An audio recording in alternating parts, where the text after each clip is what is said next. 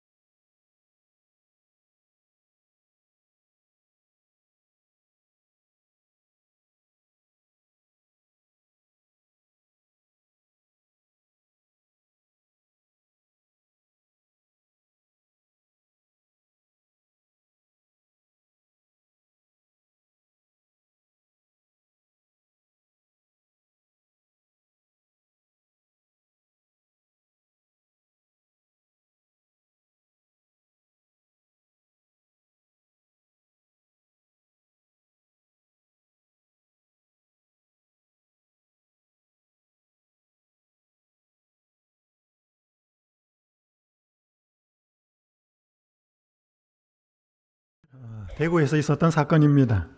20대 한 청년이 횡단보도에서 5만 원권 지폐 160장, 800만 원을 뿌렸습니다. 영상에는 900만 원으로 나와 있는데 길 가던 사람들이 일대 아수라장이 됩니다. 근데 그 돈은 이 청년의 할아버지가 평생 고물을 수집해서 손자에게 물려준 유산인데 지적 장애가 있던 이 청년이 돈을 그렇게 뿌려버린 것입니다. 사연을 안 이 경찰이 대구지방경찰청 공식 홈페이지에 돈을 돌려달라고, 이런 돈이니 돈을 주워 가신 분들은 돌려주시면 좋겠다고 그렇게 글을 올렸습니다. 한 달 동안 올렸습니다. 그때 얼마가 돌아왔는가 하면 300만 원이 돌아왔습니다. 한 사람이 이 사연을 알고 500만 원을 기부했고요. 그래서 주인에게 800만 원을 돌려준 사건이었습니다. 이 영상, 이 사건에는 돈과 관련한 몇 부류의 사람이 나옵니다. 돈 뿌리는 사람이 나옵니다. 물론 정상은 아닙니다. 몰려들어서 정신없이 돈을 주운 사람들이 나오고요. 이 안타까운 사연을 알고 돈을 돌려준 사람이 나옵니다. 사연을 알고도 끝까지 돈 안 돌려준 사람도 나옵니다. 그리고 아무 상관이 없지만 딱한 사정을 알고 거금을 기부한 사람도 나옵니다. 똑같은 돈인데 돈을 대하는 사람의 태도는 아주 다양합니다. 하나님을 알고서 믿음을 가지고 신앙을 생활한다면 돈을 대하는 태도가 달라집니다. 달라져야 하고요. 돈을 대하는 태도를 보면 그 사람이 어떤 사람인지를 알 수 있습니다. 성경 마태복음 6장 21절은 이렇게 말씀합니다. 내 보물이 있는 그곳에는 내 마음도 있느니라. 예수님이 하신 말씀입니다. 보물, 즉 사람들이 소중하게 여기는 어떤 대상, 물론 여기엔 돈도 포함됩니다. 사람의 마음이 있다고 말씀합니다. 그래서 이게 그리스도인의 재정원칙이라고 하는 책에 보면 우리가 돈을 어떻게 대하느냐 하는 것은 곧바로 우리의 마음의 내적 상태를 말해준다. 우리의 마음 상태가, 예수님하고의 관계가 어떠한지에 따라서 돈을 대하는 태도, 돈을 버는 태도, 돈을 쓰는 태도가 달라진다는 것입니다. 잠언의 여러 주제 중에서 중요한 주제가 재물입니다. 돈에 관한 것입니다. 여러분 관심 있으시죠? 다 웃고 계시지만 관심이 있을 겁니다. 오늘은 성경 잠언을 통해서 저희가 주신 재물에 대하여 어떠한 생각을 가지고 살아야 되는지 말씀을 좀 통해서 살펴보도록 하겠습니다. 세 가지를 좀 살펴볼 테겠습니다. 먼저 살펴보고자 하는 것은 모든 재물의 원천은 하나님이라고 하는 것입니다. 우리 이 사실을 잊어버리면 안 됩니다.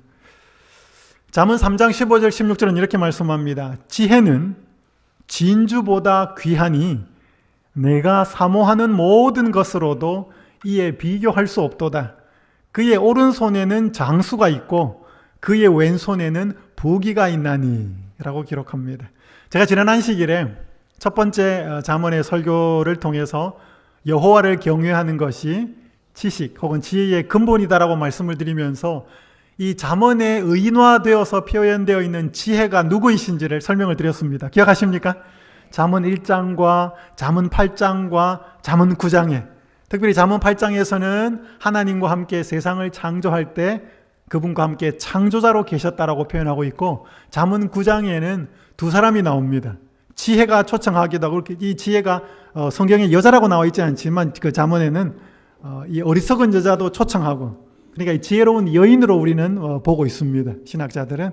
그래서 성중 높은 곳에 있으면서 아주 멋진 아름다운 음식들을 차려놓고 오라고 초청하는 두 여자의 모습을 보게 됩니다. 이 지혜는 성중 높은 곳은 그 당시 신전이 있다고 제가 말씀드렸습니다. 그래서 신이 하나님이 우리를 향하여 음식을 차려놓고 이 음식을 차려놓는 의미가 고대 근동지방에서는 아주 깊은 교제의 의미라고 말씀을 드렸습니다. 그때 그 결과로서 지혜로운 여자의 초청을 받았을 때는 생명이 있고 어리석은 여자의 초청을 받아서 교제했을 때는 스올, 사망이 있다라고 말씀을 드리면서 이 지혜가 의인화된 예수님을 상징한다라고 말씀을 드렸습니다. 그러면 여러분 여기에 예수님을 넣어서 읽어도 상관없습니다. 예수님은 진주보다 귀하니 내가 사모하는 모든 것으로도 이에 비교할 수 없도다. 예수님의 오른손에는 장수가 있고 예수님의 왼손에는 부귀가 있나니 이렇게 읽어도 상관없습니다. 그분의 오른손에 뭐가 있다고요?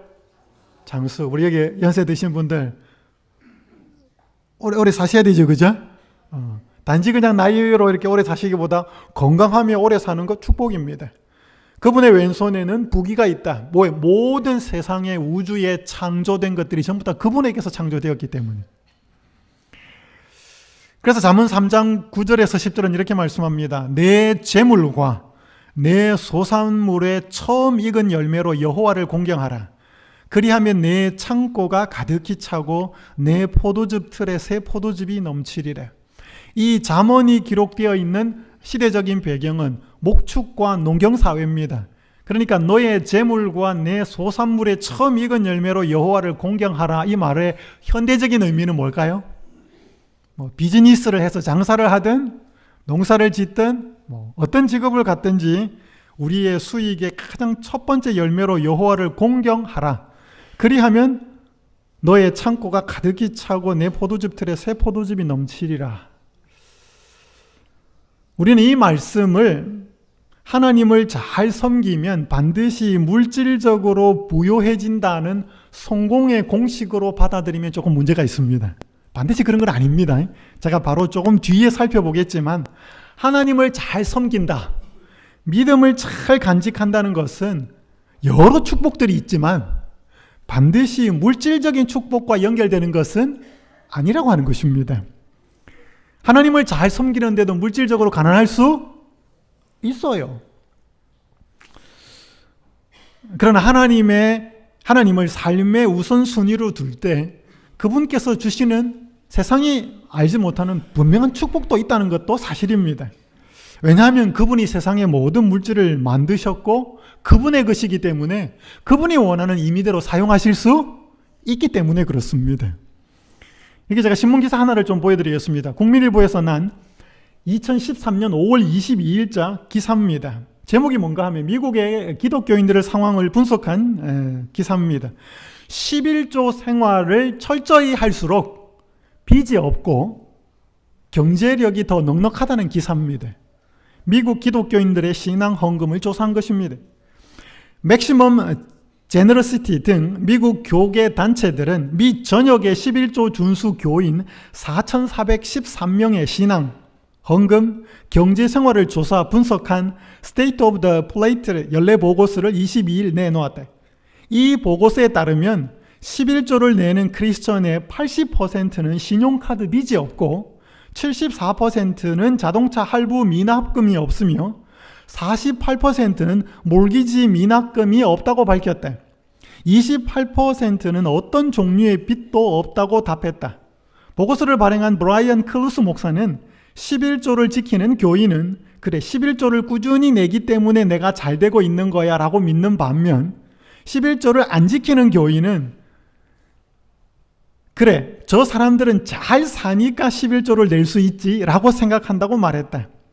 11조 생활을 시작한 시기는 20대 이전이 63%로 가장 많았다. 이는 어릴 때부터 11조를 생활화한 사람들이 나이가 들었어도 경제적 여유를 갖는 것으로 해석된다. 한 가지 질문을 드리겠습니다. 11조를 잘 내기 때문에 복을 받을까요? 잘 사니까 11조를 낼까요? 어떨 것 같습니까?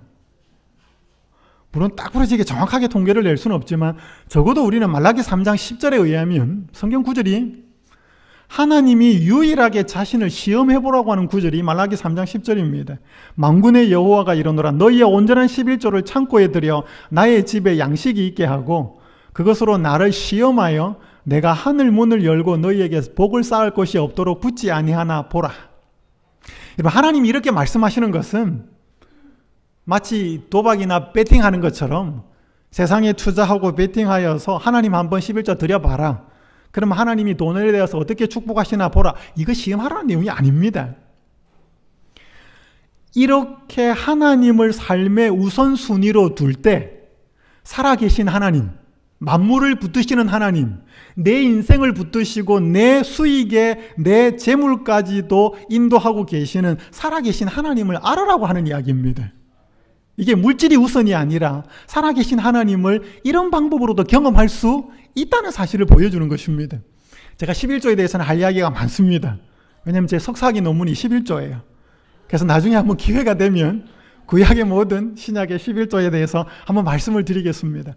어쨌든 간에 성경이 하나님께서 분명하게 말씀하시는 원칙은 모든 재물과 부의 원천은 하나님에게 있고 우리가 먹고 사는 문제를 그분을 의지하고 사는 것이 축복이다라고 말씀하고 있는 것입니다. 여기 잠언 15장 16절 17절에 이렇게 말씀합니다. 가산이 적어도 여호와를 경외하는 것이 크게 부하고 번뇌하는 것보다 나으니라. 채소를 먹으며 서로 사랑하는 것이 살찐 소를 먹으며 서로 미워하는 것보다 나으니라. 아까 조금 전에도 말씀드렸다시피 여호와를 열심히 잘 경외하고 살면 다 부자가 될까요? 그런 것 같지는 않아요. 반드시 그런 것은 아닙니다. 성실하게 하나님 믿는 생활을 해도 재정적으로 넉넉하지 않을 수 있어요. 여기 보니까 가산이 적어도 여호와를 경외하는 것이 여호와를 경외하는데도 가산이 집안의 재산이 적을 수 있다는 것입니다. 그러나 이 구절은 재물보다 세상에서 더 중요한 것이 있다고 말씀하는 것이지요. 하나님은 그 축복을 주실 수 있다는 것입니다. 그게 뭐예요? 그게 마음의 평안입니다. 세상에 돈 많은데 마음의 평안이 없는 사람들 많아요. 여러분 한국 소식도 좀 듣고 있지 않습니까? 이재용 이 삼성전자 부회장이 이번 주에 재판 결과가 있었습니다. 뇌물죄가 혐의가 인정이 되어서 징역 5년형을 선고받았습니다.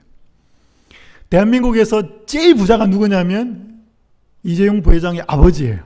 이건희 회장, 전 회장. 그 아버지인 이병철 회장. 아이러니하게도 이 3대가 전부 다 법정에 있었어요. 할아버지, 아버지, 아들. 전부 다 뭐 때문인가 하면 돈 때문이에요. 물론 이게 정치와 정경유착에 의해서 자기들은 잘 깨끗하게 살고 싶다 하더라도 뭐 권력 있는 사람들이 뭔가 자꾸 필요하니까 찝찝대지 않겠습니까? 어쨌든 간에 이 돈에 대하여 잘못 사용함으로 법정에 출두하여서 수치를 당한 그 가문입니다. 사람이 돈이 많다고 해서 반드시 행복한 것은 아닙니다. 여러분, 얼마쯤 있으면 여러분 만족할 것 같아요? 한 할머니들이 모여있는 경로당에 가서 질문했습니다. 할머니들, 돈이 얼마나 있으면 만족하고 행복할 것 같아요? 그 할머니들이 막 대답을 했습니다. 그 할머니들의 돈을 다 모아가지고 숫자로 나눠보니까 2천만 원이에요. 그 할머니들은 호주머니에 2천만 원만 있으면 만족하겠다는 것입니다. 똑같은 질문을 회사를 운영하는 CEO들에게 했습니다. 당신들은 돈이 얼마나 있다고 하면 행복할 것 같습니까? 만족할 것 같습니까? 그분들 다 내는 이야기를 모아가지고 숫자로 나눠보니까 2천억이었습니다. 한 사람당. 어떤 사람은 2천만 원만 있어도 행복하겠다고 하는데 어떤 사람은요? 2천억 원이 있어야 만족하겠다는 것입니다. 절대적인 기준은 없습니다. 내 마음이 만족되면 되는 것인데 사람의 마음이 만족하기 쉽지 않습니다. 여러분, 사람이, 제가 오늘 여기서 말씀을 드리기를 모든 부와 재물의 원천이 하나님이라고 말씀을 드리는데, 그럼 하나님 우리 자녀를 사랑하시니까 모든 사람에게 재물을 넉넉하게 좀 나누어 주면 되지 않을까요? 저는 어릴 때 이게 돈을, 이 지폐를 보고 나서 이게 어디서 나오는가를 보니까 한국에 있을 때는 조폐공사에서 찍어내더라고요. 그때 제가 순진한 마음에 이 정부에서 돈 많이 찍어가지고 집에 많이 이렇게 갖다 주면 좋겠다는 생각을 했습니다. 그럼 다 부자가 될 거라는 생각을 했는데 철없는 생각이었습니다. 하나님 왜 그렇게 안 하실까요? 지난주 청장년들이 리트리트를 갔습니다. 우리 아침에 우리 영현이하고 아빠 우리 소독 집사님이 이 사진을, 이 모습을 제가 찍었습니다. 아빠 엄마가 이 어디든지 가고 싶어하는 영현이 등에 인형을 하나를 메어 주었습니다. 그 인형에 끈이 달려 있어요. 이게 재밌습니다. 여러분, 이 아빠가, 이 엄마가 이 끈을 얼마만큼 허용하고 어떤 때는 허용하지 않고 잡아당길까요? 네? 그죠? 아들이 안전한 범위 안에 있다면 엄마 아빠는 이 줄을 마음대로 풀어줄 것입니다. 그런데 조금이라도 아들의 안전을 위협하는 상황이 된다면, 그런 상황에 처한다면 아빠 엄마는 즉시 이 줄을 잡아당길 것입니다. 맞습니까? 여러분, 이게 아빠 엄마의 사랑의 마음이죠. 모든 재물의 원천이신 우리의 하나님이 우리에게 넉넉하게 주면 좋을 텐데 그렇게 하시지는 않는 것 같아요. 하나님이 우리에게 주시는 이 재물이나 혹은 또 이 자유의 한도는 이 소득 집사님이 들고 있는 영현이 뒤에 있는 끈과 같다고 생각합니다. 우리가 가져서, 우리가 소유해서 행복하고 우리가 하늘 가는데 축복이 된다면 하나님은 얼마든지 넉넉하게 주실 겁니다. 그런데요, 만약 우리가 소유해서 위험에 처하거나 삶의 고통이 일어나고 영생을 잃어버릴 위험이 있다면 하나님께서는 안 주실 겁니다. 맞습니까? 왜? 하나님은 부족한 분이 아니니까요. 여기에 대한 믿음이 필요합니다. 인생에서 돈이 많은 것은 오히려 행복보다도 더 불행을 많이 가져온 예가 많습니다. 이번 주 수요일에 8월 23일입니다. 미국 복권 추첨 사상 역대 2위인 당첨금이 발표가 되었습니다. 이게 얼마냐면, 자, 숫자도 잘 못 읽겠습니다. 7억 5,870만 달러. 한국 돈으로 8,500억이 넘습니다. 이게 6월 달부터 이게 당첨자가 안 나와가지고 20몇 차가 밀렸다 그래. 이제 드디어 당첨자가 나왔습니다. 이게 그 번호예요. 이 한 번호당요, 번호가 몇 개에서 뽑는가 하면 69개에서 뽑는답니다. 그러니까 1번부터 69번 중에서 이 번호를 뽑는 것입니다. 내셔널 지오그래픽에서 사람이 번개에 맞을 확률을 추산을 해보니까 70만 분의 1이래요. 그런데 이 파워볼 이번에 당첨된 이 사람이 복권에 당첨될 확률은 번개가 내리쳐서 8번 연속해서 맞을 확률이랍니다. 한 번 맞기도 어려운데 연속해서 8번을 벼락을 맞을 확률이 이 로또에 당첨될 확률이라는 것입니다. 거의 불가능한 확률이죠. 근데 이 사람은 당첨됐습니다. 얼마나 좋을까요? 행복할까요? 이 사람의 결말은 아직 안 나왔습니다. 그러나 이전에 당첨된 사람들의 결말이 어땠는지 영상 하나 보여드리겠습니다.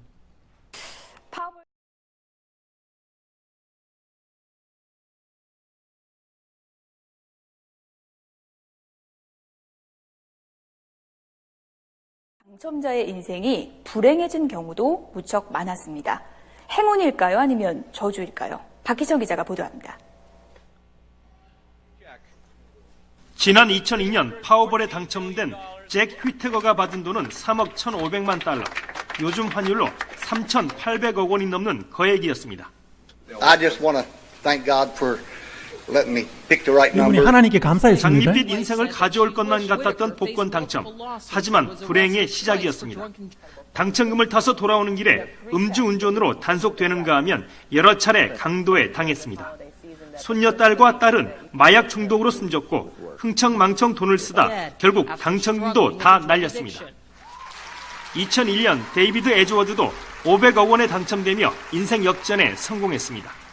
I never have to worry about a hotel room again. Will I have to pay for it? I never have to worry about that menu. Yeah, that's amazing. 하지만 모든 돈을 잃고 아내와도 이혼한 채 2년 전 외롭게 숨을 거뒀습니다. 아만다 클레이튼은 2008년 12억 원에 당첨된 뒤에도 불법으로 기초생활수급 혜택을 계속받다 결국 유죄 선고를 받은 뒤 이듬해 집에서 숨진 채 발견됐습니다. 사인은 약물 과다 복용이었습니다. 벼락 맞기보다 어렵다는 복권 당첨의 행운이 이처럼 비극으로 끝나는 경우가 적지 않습니다. 그래서 당첨자가 행복하게 사는 건 당첨될 확률보다 더 어렵다는 얘기까지 나오고 있습니다. YTN 박희천입니다. 여러분, 그에게 복권에 당첨된 사람들이 우리가 생각하는 것처럼 인생의 결말이 행복하지 않았습니다. 이 기자의 마지막 멘트를 기억하십니까? 당첨자가 행복하게 사는 건 당첨될 확률보다 더 어렵대. 복권에 당첨되는 게 아까 요번에 당첨된 사람이 벼락을 연속해서 8번 맞을 확률이 그게 돼야 당첨이 된다 그러는데, 복권에 당첨된 사람들이 행복하게 사는 것은 복권에 당첨될 확률보다 더 높다고요. 그 말은 무슨 말이죠?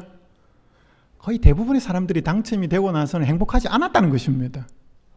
그럼 우리 돈 많으면 행복할 것 같잖아요. 여러분, 잊지 말 것은 하나님이 주시는 재물의 축복도 있지만 사탄이 주는 재물의 재물도 있다는 것입니다. 여기 누가복음 4장 5절 6절에 보면 마귀가 이르되 이 모든 권위와 그 영광을 내가 네게 주리라. 이것은 내게 넘겨준 것이므로 내가 원하는 자에게 주노라. 여러분, 이 말씀은 예수님이 사탄이 예수님을 시험할 때 자기에게 절하면 이 세상의 모든 부귀영화를 다 주겠다고 한 그 내용입니다. 여러분, 세상 모든 부와 재물의 원천은 하나님이라고 말씀드렸습니다. 그런데 하나님이 허락하시는 범위 안에서 사탄도 세상의 부를 자기 것처럼 사용할 수 있습니다. 원하는 사람에게 줄 수 있어요. 왜냐하면 이 사탄이 인류의 첫 조상이었던 아담을 죄에 넘어뜨린 후에 그에게 위탁되었던 모든 권세를 그가 빼앗았기 때문에 그렇습니다. 물론 마음대로 쓸 수 있는 것은 아닙니다. 하나님이 허락하시는 한도 내에서만 쓸 수 있습니다. 사탄도 쓸 수 있어요. 줄 수 있습니다. 이 말은 거짓말이 아니에요. 여기 각시대 대행서 589페이지는 이렇게 말씀합니다. 사탄은 자기의 목적을 이루기 위해 어떤 사람들은 잘되고 번영하게 하며 어떤 사람들은 고통을 당하게 하여 사람들로 하여금 그들을 괴롭게 하는 분이 하나님이시라고 믿게 한대요. 여러분, 잘 기억하십시오. 모든 부와 재물의 원천은 하나님입니다. 그러나 우리가 이 땅에서 모든 부를 다 소유한다고 해서 그게 전부 다 하나님이 주신 것은 아니라는 것입니다. 누구도 줄 수 있어요? 사탄도 줄 수 있다는 것입니다. 그럼 사탄이 주는 재물, 사탄이 주는 번영이 축복일까요? 아닐까요? 축복처럼 보입니다. 그러나 자세히 깊이 끝까지 다 살펴보면 절대로 축복이 아니라는 것을 알게 됩니다. 복권에 당첨된 사람들이 그들의 인생 죽음의 순간까지를 다 살펴보았다면 저 복권 당첨이 축복이었겠는가 저주였겠는가 이 말입니다. 사탄도 사람을 물질로 번성하게 하고 잘되게 할 수 있다는 것을 이 로저 모너가 쓴 영적 세계로 여행이라는 책에 보면 그 자기를 따르는 사탄의 추종자들에게 얼마나 잘 살게 하는지 모릅니다. 그래서 성경 잠언 23장 17절에 이렇게 말씀합니다. 내 마음으로 죄인의 형통을 부러워하지 말고 항상 여호와를 경외하라. 그럼 여기 죄인이란 말은 하나님이 주시는 어떤 물질로 번영하고 축복받은 사람이 아니라는 것입니다. 여러분, 다른 사람이 형통하게 되는 것 부러워하지 마시고 오늘 우리가 처한 환경에서 어떻게 하면 여호와 하나님을 잘 경외하며 살까, 이걸 우리가 생각해야 합니다. 그리고 우리는 성실하게 살아야 합니다. 하나님이 인정하지 않는 방법으로 돈을 모으려고 애쓰지 말아야 합니다. 여러분, 여기 아주 엄청난 말씀이 있습니다. 선지자왕 652페이지 이 말씀 잘 기억하십시오. 여러분, 사람은 다른 이에게 손실을 주어 자신의 이익을 얻은 바로 그만큼 그의 영혼은 하나님의 성령의 감화를 느끼지 못할 것이되, 그러한 값을 치르고 얻은 유익은 유익이 아니라 두려운 손실이 된대. 오늘 만약에 우리가 하나님 방법이 아니고 죄악적인 방법으로, 다른 방법으로 다른 사람에게 손실을 주고 고통을 주어가면서 자신이 이익을 얻었고 뭔가 복을 누렸다면 바로 그것을 얻은 만큼 그 사람은 하나님의 성령의 감화를 못 느낄 거라는 것입니다. 하나님이 말씀하시고 더 좋은 축복으로 그 사람을 하늘 가는 길로 인도하시고 역사하시지만 그 죄의 요소로, 그 악의 요소로 그것을 분별하고 깨닫지 못하는 손해를 경험하게 될 것이라는 것입니다. 이건 대단한 경고입니다. 그래서 오늘 우리는 하나님이 원치 않는 방법으로는 물질을 얻어서도 안 되고 그 방법으로 얻으려고 애를 썼어도 안 된다는 것입니다. 오늘 우리가 부에 대하여, 세상의 재물에 대하여 첫 번째 기억하셔야 될 것은 모든 재물과 부의 원천은 하나님이시지만 하나님이 허락하는 한도 내에서 누구도 사용할 수 있다? 사탄도 사용할 수 있습니다. 그래서 우리는 이 세상에서의 부와 재물은 소유해야 하되 사탄이 주는 방법으로 사탄이 주는 부를 축적해서는 안 된다는 것입니다. 두 번째 살펴보고자 하는 것은 이 땅의 재물은 영원한 부에 대한 시험이라는 것입니다. 현세의 부는 내세의 부에 대한 시험이라는 사실을 잊어버리시면 안 됩니다. 잠언 23장 4절 5절은 이렇게 말씀합니다. 부자 되기에 애쓰지 말고 내 사사로운 지혜를 버릴지어다. 내가 어찌 허무한 것에 주목하겠느냐. 정령이 재물은 스스로 날개를 내어 하늘을 나는 독수리처럼 날아가리라. 그래서 잠언은 부자 되기를 애쓰지 말라고 말씀합니다. 혹시 부자 되기 위해서 목표와 계획을 세우셨다면 바꾸시기 바랍니다. 여호와 경외하는 것으로. 부를 허무한 것이라고 표현하고 있으면서 재물이 날개가 있어서 독수리처럼 날아간답니다. 재물이 날개가 있어서 안 날아가면 나중에 우리가 날아갈 겁니다. 오늘 우리의 생명이 다해서 그 재물을 우리가 결국은 놓게 될 것입니다. 그런데요, 잠언 18장 11절은 이렇게 말합니다. 부자의 재물은 그의 견고한 성이라 그가 높은 성벽같이 여기느니라. 많은 사람들은 재물을 의지합니다. 여러분, 이 고대 시대에 높은 성에 살고 성벽으로 둘러져 사는 사람은 안전합니다. 외적의 침입을 덜 받을 수 있기 때문에. 그래서 돈이 많은 사람은 자연적으로 자기가 가지고 있는 돈의 재물을 의지할 수밖에 없어요. 마치 높은 성벽처럼. 그런데 그 재물은 잠언 11장 4절에서 말하기를 재물은 진노하시는 날에 무익하나 공의는 죽음에서 건지느니라.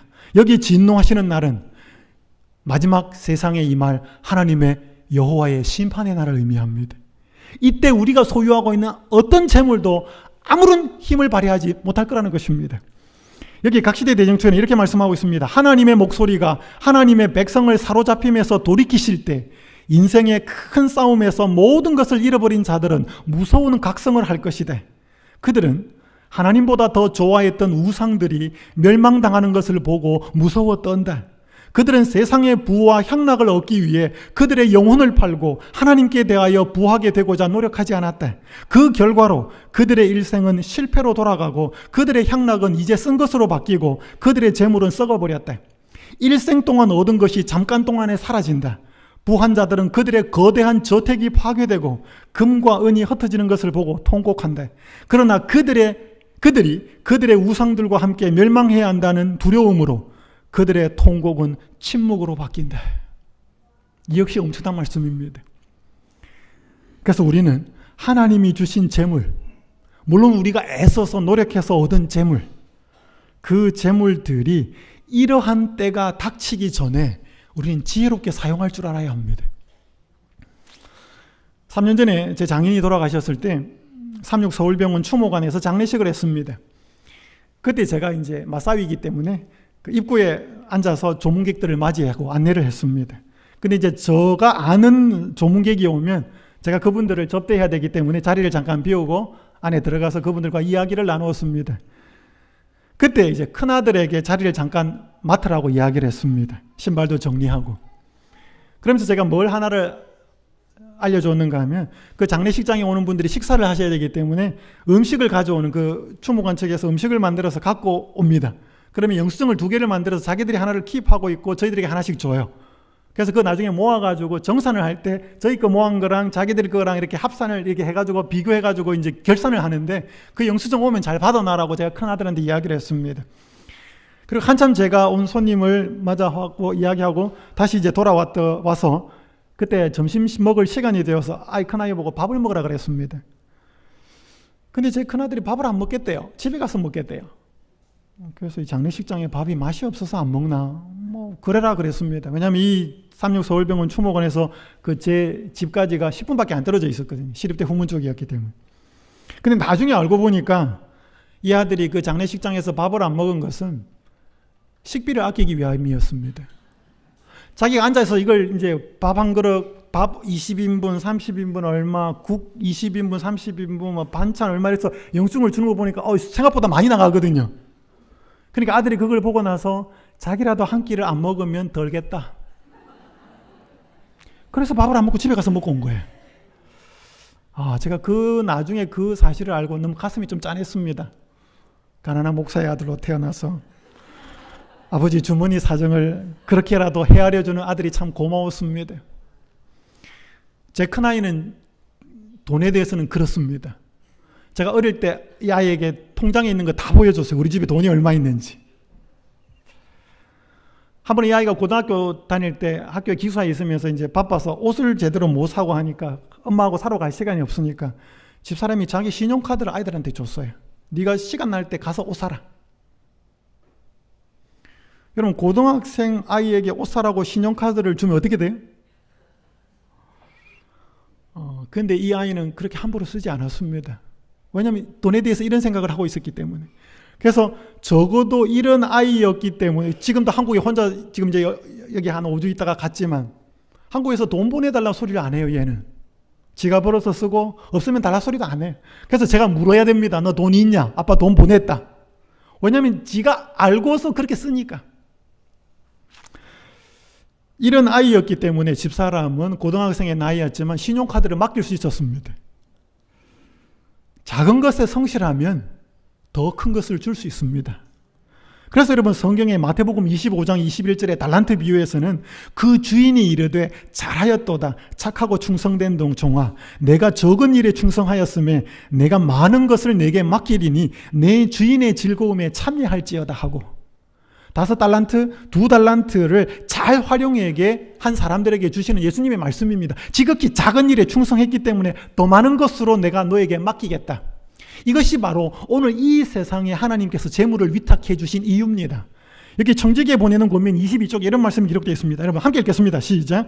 하나님께서는 이 세상에서 우리에게 일시적인 소유를 위탁하심으로 우리가 이것들을 사용하는 것을 보아서 영원한 부를 우리에게 맡기실 수 있는지의 여부를 시험하신다.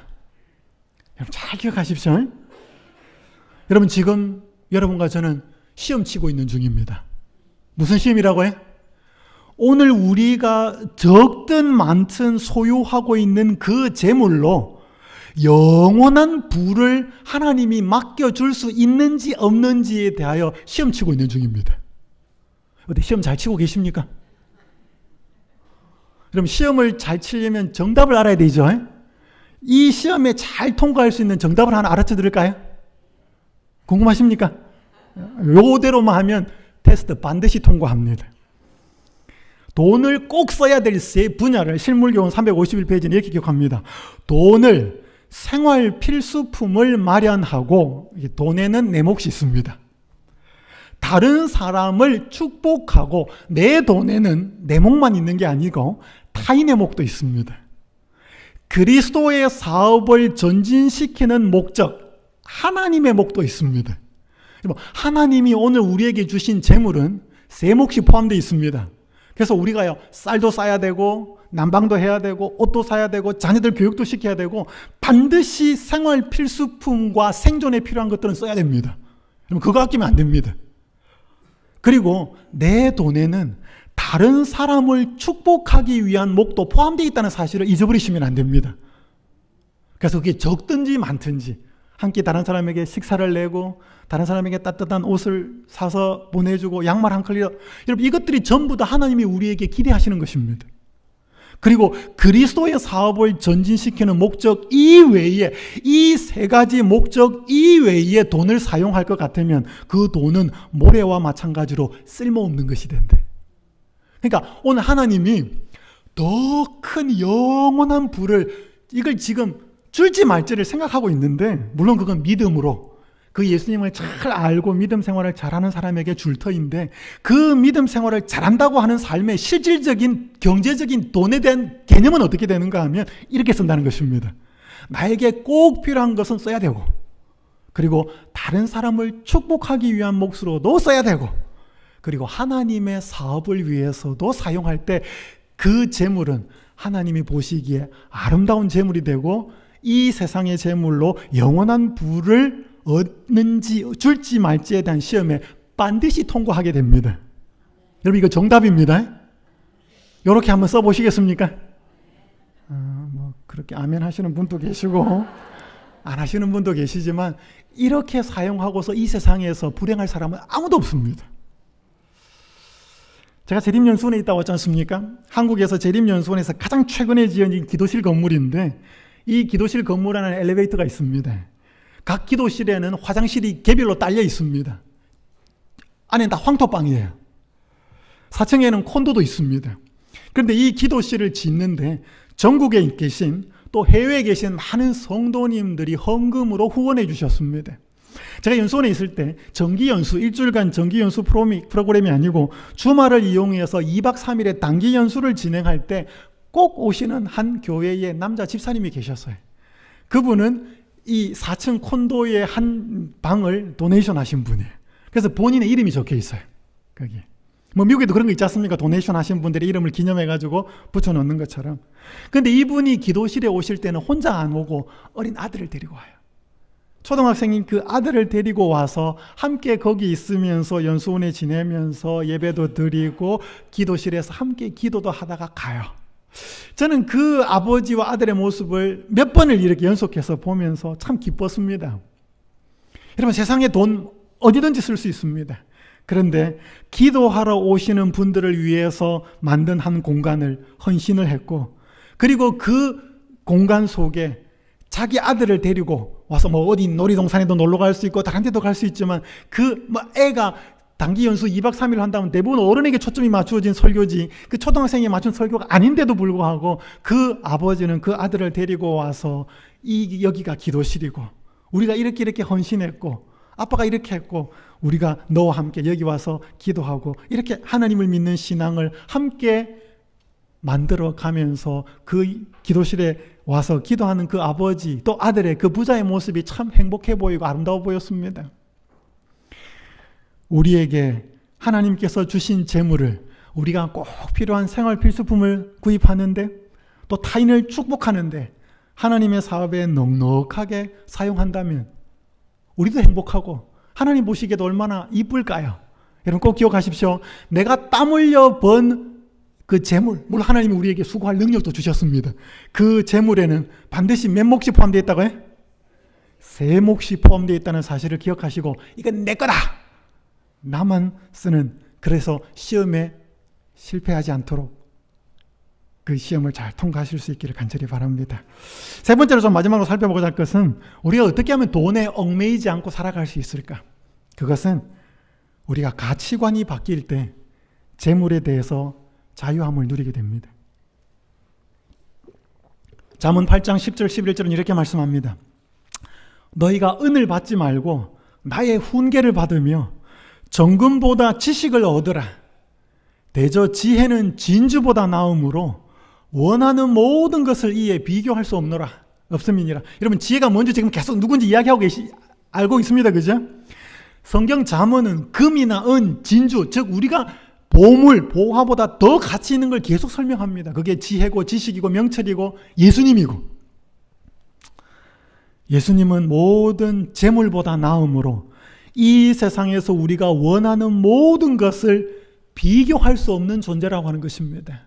이 가치를 아는 사람은 우리의 재물에 대해서 자유함을 누릴 수 있습니다. 좀 건너뛰겠습니다. 여러분, 여기 잘 아시는 마태복음 13장 44절에 보면 천국은 마치 감추인 보화와 같으니, 밭에 감추인 보화와 같으니 사람이 이를 발견한 후 숨겨두어 기뻐하며 돌아가서 자기의 소유를 다 팔아 그 밭을 샀느니라.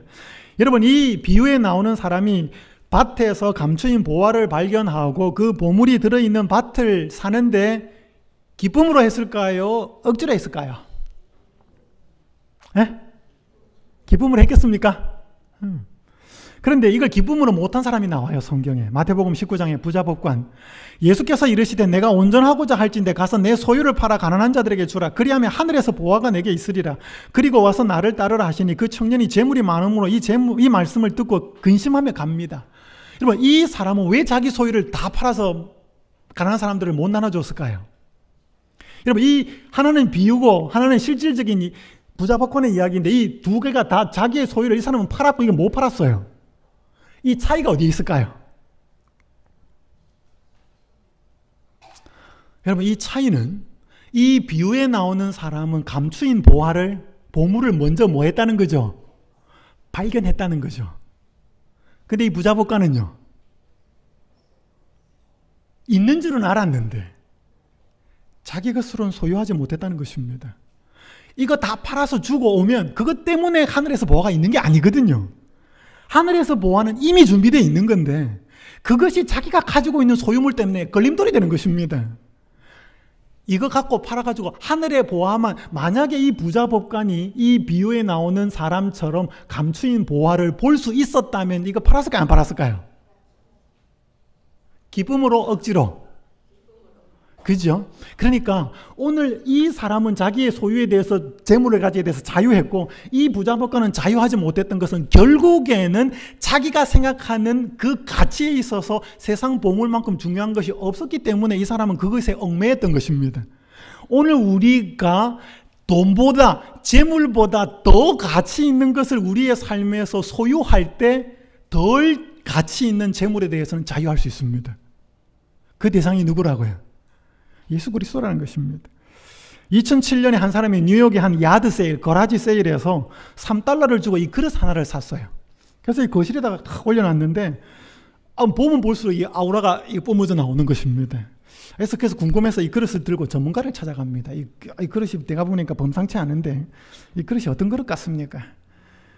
근데 이 전문가가 이 그릇을 감정을 해보니까 놀라운 말을 해주었습니다. 이 그릇은 1000년 전에 중국 송나라 때 만들어진 작이라는 것입니다. 그리고 이와 비슷한 형태의 그릇이 영국 런던 대형 박물관에 지금 전시가 되어 있다는 것입니다. 이 사람이 너무너무 기뻐요.